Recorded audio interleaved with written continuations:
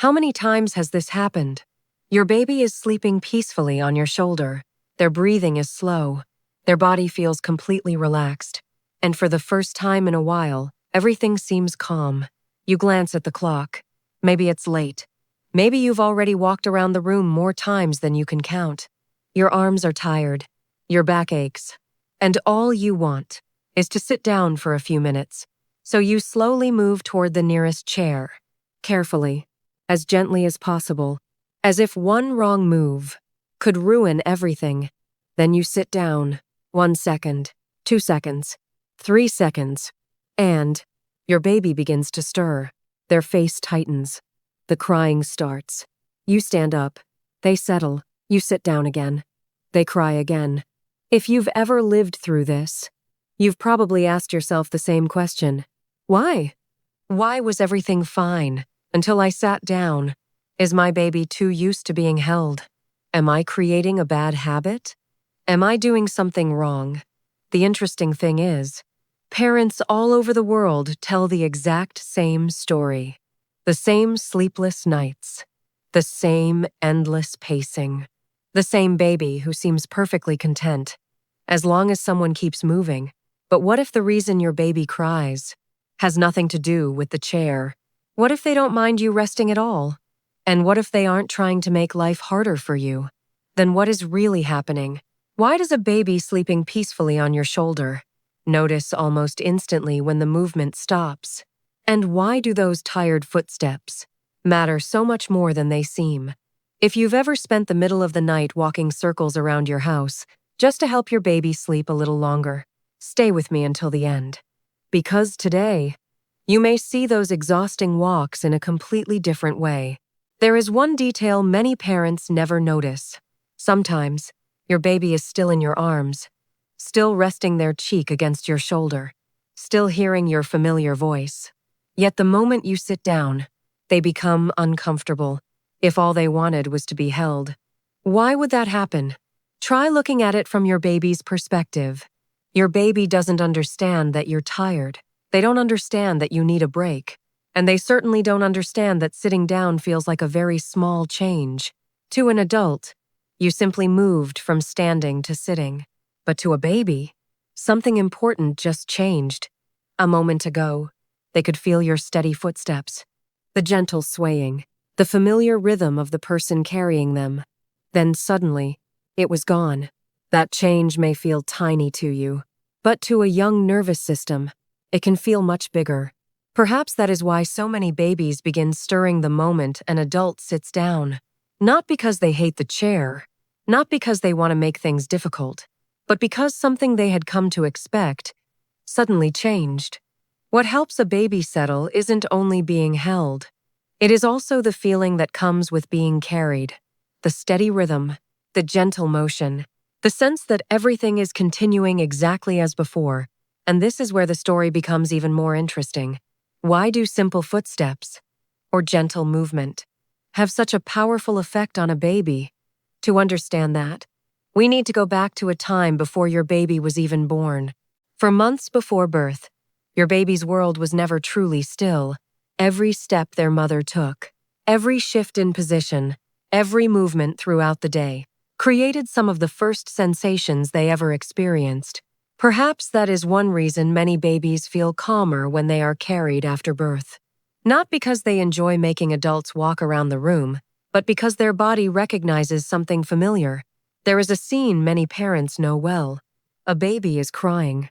The adult tries everything, talking softly, patting gently, offering a pacifier, but the crying continues. Then the adult stands up and starts walking. A few minutes later, the baby's breathing slows. Their eyes grow heavy. Their body relaxes. And the crying begins to fade. What happened? Research has shown that gentle carrying and movement often help babies settle. Their body relaxes. Their heart rate becomes more stable. Their nervous system becomes less overwhelmed. This is not a bad habit, and it is not a sign that you have spoiled your baby. It is a very natural response from a developing brain and nervous system. But here is the part many parents misunderstand. Your baby is not really asking you to walk.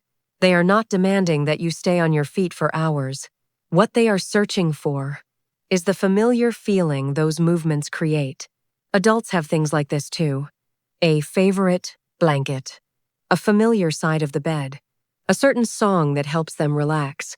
For a baby, the gentle movement of a caregiver's arms can provide that same sense of comfort. And there is something many parents rarely say out loud: the exhaustion. Because after pacing back and forth for what feels like forever, you begin asking yourself questions. Am I doing something wrong? Why can't my baby sleep like other babies?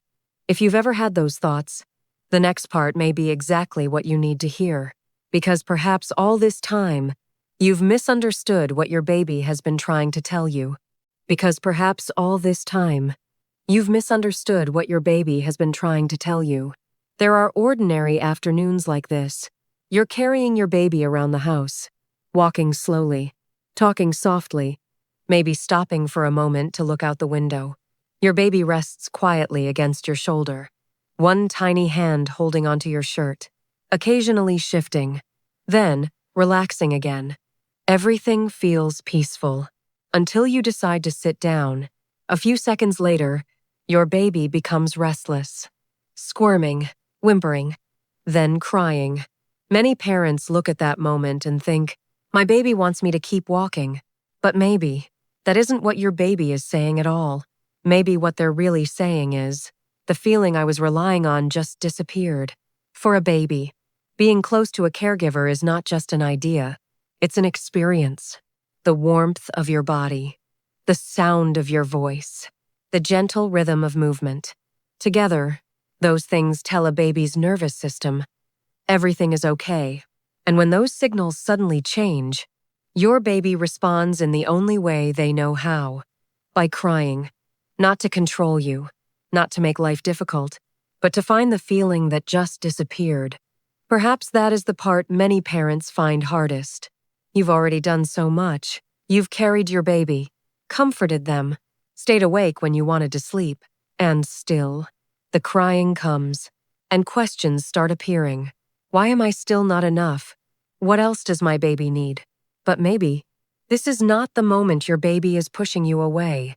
Maybe it is the moment they are looking for you the most.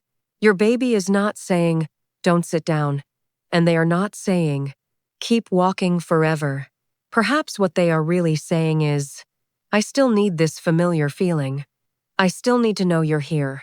And sometimes, seeing the moment that way makes the exhaustion feel a little lighter.